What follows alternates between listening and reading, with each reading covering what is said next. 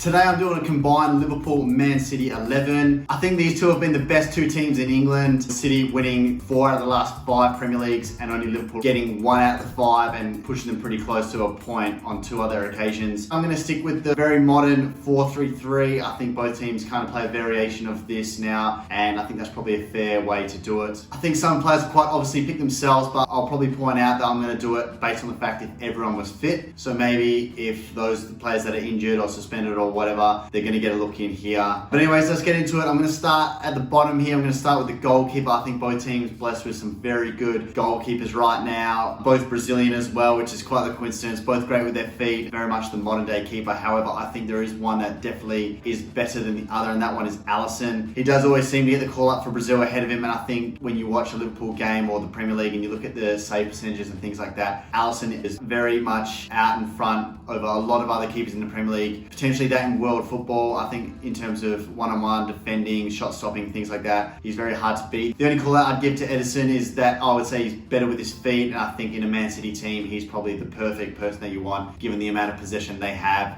and how little he is relied on to make a save. So I guess if you are a Man City, if you're Pep Guardiola, Ederson is probably the better suited keeper for you anyways. If I'm going to have to pick the best keeper between the two, I think overall Alisson is definitely the guy, and I'll put him straight in. I might jump ahead here and pick some names that will probably pick themselves. I think up top, none other than Erling Haaland. He's taken the Premier League by storm, the amount of goals he got last season, and he's still hit the ground running now, and he's definitely firing. I think if we're comparing him and someone like Darwin Núñez or Jota or Gakpo, I think you just have to stick with Haaland. He's got the goals there. It's not really a question. Although probably a lot less versatile across the front three, you just cannot say no to the goals and the player that he is. Let's jump over to the right side again, maybe a few easy ones here. We've got Mo Salah at right wing. I think if he's competing with a Phil Foden or a Bernardo Silva or something like that who normally plays on the right, I think he's definitely got them. He's got the goals to go with it. He's got the assists. He's got the consistency season after season, the numbers he puts up. I definitely think he's got that right wing spot locked down. You're going to struggle to find someone in world football who's going to push him for that spot. Left wing, I think, is maybe a contentious one. You do have the likes of Grealish there, Doku, who's also come in this season and very much impressed me. But I feel I might stick with Luis Diaz. I think the impact he's had on Liverpool, who's already been a decent team. I think last season he was definitely a big player for us, getting a lot of goals when we needed him, getting us over the line in games that maybe weren't the best. And then when he was injured, I felt like it all kind of fell apart. And not necessarily because of him, but I think him getting a few goals and doing bits within games definitely got us over the line and paved over a couple of cracks, or maybe he didn't realise how serious there were some other issues when he was doing so well himself personally. And I think if I had to start the likes of him or Grealish, Doku's the only one, having watched him play recently, he's definitely impressed me, but probably haven't seen enough of him to really gamble on him. I think whenever I do things like this and I'm picking 11s, I'm just thinking, if we had a Champions League final tonight or tomorrow, who would you go with? And I'll probably stick with Diaz. I think he's definitely got a lot of attributes, and he's definitely proven himself in the Premier League and other competitions with Liverpool already. So yeah, I'll stick with Diaz. Midfield 3, I think this is an easy one personally. I don't know if others would agree with this. There's obviously one man who's injured right now, and I've had to kind of put that blanket rule in just to make sure he gets in the team. It's Kevin De Bruyne. KDB, he's one of the best midfielders we've seen, over the last 10 years. He's up there with the likes of Gerrard, Lampard, Scholes. I think when you're looking at world football and you think about maybe some of the historic midfielders we've had, when you think about like Zidane and guys like that, he's just a touch of class. He's got everything in his locker, from the passing, the vision, the shooting, the goals. He's obviously now got all the trophies to go with it with Man City, and he even works really hard as well. So the other one, I think maybe the best defensive midfielder in the world, we're going to have to go with Rodri there. He scores clutch goals. We think about the Champions League final, and even when Man City have not had him in the team and they don't do as well, the stats there to prove that. I think it's incredible to have such a great team as City do, and an incredible squad, and then it shows how crucial he is to that whole system, to be that anchor in that defensive mid, connecting the defense and the midfield, and obviously putting in big challenges again when you're out of possession. And I think you're going to struggle to find a player in that position as good as him in world football, and like I said, contributing with a couple of goals here and there as well. Very crucial moment, big game player. That's everything you need there, and he definitely gets in ahead of a lot of Liverpool's new midfield. However, there's a big player in here who I've spoken about on a recent video, I'm going to put in Dominic Szoboszlai in that midfield. I think he's going to get in for me ahead of all of Liverpool's midfield. I don't think there's any question there. I even think already from what I've seen and the things he's doing at Liverpool, I would already be putting him ahead of a lot of the other City midfielders. I think they lost Gundogan and, he was a big player for them over the last few seasons, but again, I would think even looking at this midfield three as a whole, I'd be putting Szoboszlai in there. I think that's a very balanced midfield where you've got two hard workers with a lot of ability to go with it, and then you've got Rodri there sitting in the middle, keeping that tight. So I think that front three and that midfield three, I think it's already a very strong, well-balanced team. We're going to jump down now into the defence, which maybe is going to put a few question marks in, a few contentious spots. I'm going to look at the centre-back pairings first. I think for me, a big name who's been incredible over the last few seasons. A little bit of a dip last year, but already now he feels like he's not back to his best because I don't think he's fully recovered after his surgery, and I don't think he'll probably ever get back to the true heights that he hit maybe in the 18-19, 19-20 season. But that man is Virgil van Dijk. I mean, he's every Liverpool fan's superstar for a year there, or for many years there. We were looking at a very shaky defence and goalkeeping unit, and from the minute he came in, he really solidified it. And then, there was obviously that slight next step when we brought in Alisson. But anyways, he's brought everything to the team that we need.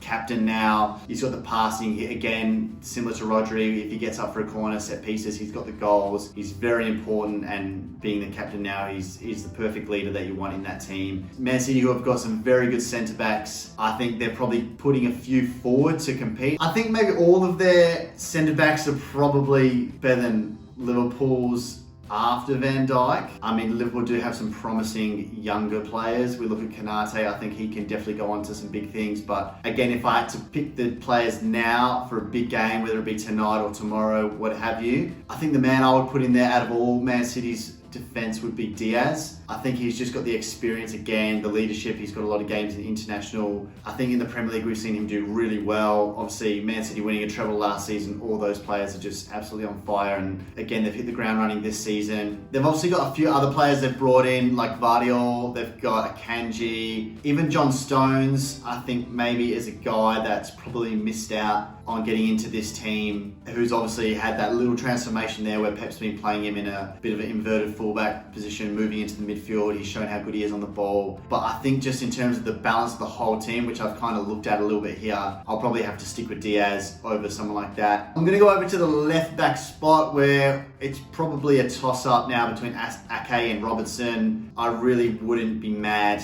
having either of those players in my team. They've both really impressed me over the last couple of years, and probably both really have come out of nowhere in the sense that Liverpool signed Robertson from Hull after they got relegated for only a small fee. I think it was only £8 million. And again, Ake, who signed from Bournemouth at the time, I believe, for Man City. I think no one really anticipated him to be as good or as crucial as he has been. For a few seasons there, he was kind of just being a squad player, filling in a centre-back, but he's having seen Zinchenko go and Cancelo, all the drama that went on there.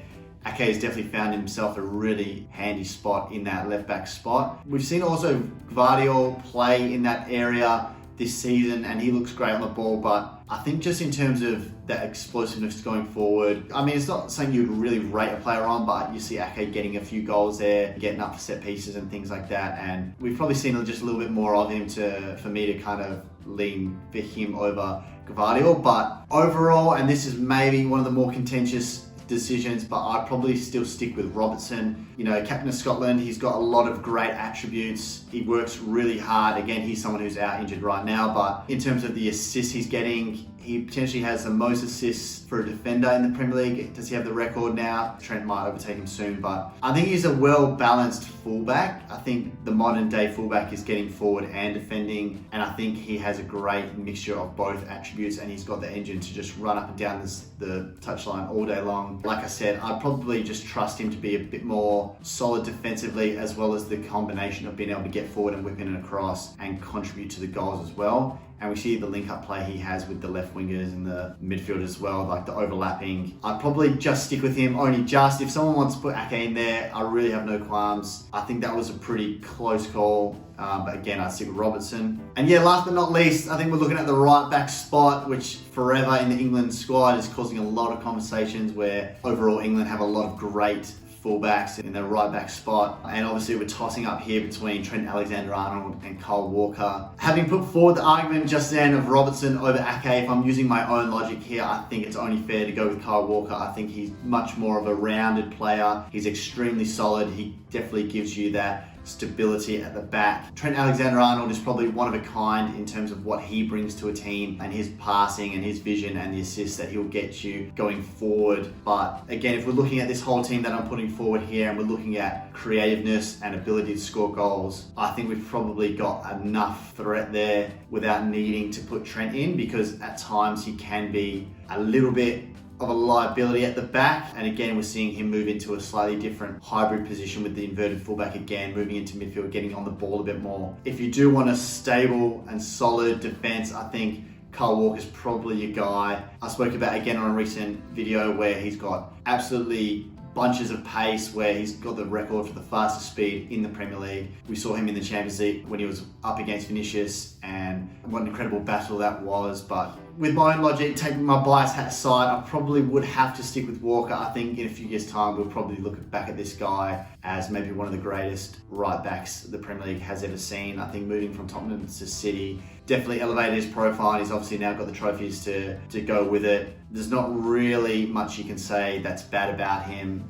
Obviously, if you're comparing him to someone like Trent and you're looking more going forward with goals and assists and taking free kicks and corners and things like that, you do have to go with Trent, but he's more of a specialist player that I think is just a coincidence that he's in the right back spot, and is a trait that probably gets him into a lot of teams because of that, not necessarily his positioning and his ability to do well in right back. And you can probably look at what England have done recently, trying to get Trent into a team based on those things, and even tried him in midfield. And I guess that's a whole nother conversation for another time. But yeah, I'll chuck Kyle Walker in there. And yeah, I think that basically completes my combined 11. Hopefully I've not been too biased. Looking at the overall split here, we've got 6 Liverpool players and obviously 5 Man City, which probably doesn't sound right given that City are the treble winners and they're ahead of Liverpool in the league as of right now. But I think individually Liverpool do have some quality players that can definitely compete and get into a City team, and vice versa, whereas City, the way they play, I think is just so dominant. They've got such technical players who can really control a game with all the passes and all those things. Pep's really assembled such a strong squad there, and obviously proved it with what they went on to win. But yeah, there's obviously a lot of talking points there, a lot of other players. I think it's probably only fair I give a notable mention to someone like Alvarez, who has been really, really good for City over the last season and so far as well. But unfortunately, when you're trying to put these guys into a formation and put their name on paper, it's kind of hard to find the perfect position for them. I always think about when people do combined 11s for the Premier League and we see the likes of Wayne Rooney, who I feel is an incredible Premier League player, but when you're looking at a specific position, there's probably guys who come to your head before him, and when they are so versatile, it probably gets held against you at times where it's hard to lock down a single spot because you've spent only a few years there and a few years in another spot. So again, yeah, Alvarez, John Stones, who I mentioned, Bernardo Silva, who I think is a great player. Liverpool fans, I know, have had their run-ins with him, but if you're looking for a midfield spot, I think these guys get in ahead of him. And again, anyone who's maybe going to be trying to get into a right wing spot, you know, Mo Salah's going to take that. And Jota, who's been great as well, you can't get in ahead of Haaland, maybe even Jota over Diaz, because he can play on the left. But my favourite out of all them, and who I think is probably the best player, I'd still go for Diaz there as well. So anyways, that's my 11. That's a combined team. This team would do a lot of damage. I think notably the front 3 and the midfield 3 are very strong. Obviously, chuck your thoughts in. I know a lot of people are going to disagree with that. So please let me know what you think, who you would put in instead. But otherwise, I've been Ant, this has been Red Mate. Smash the like button, hit the subscribe, and I'll see you in the next one.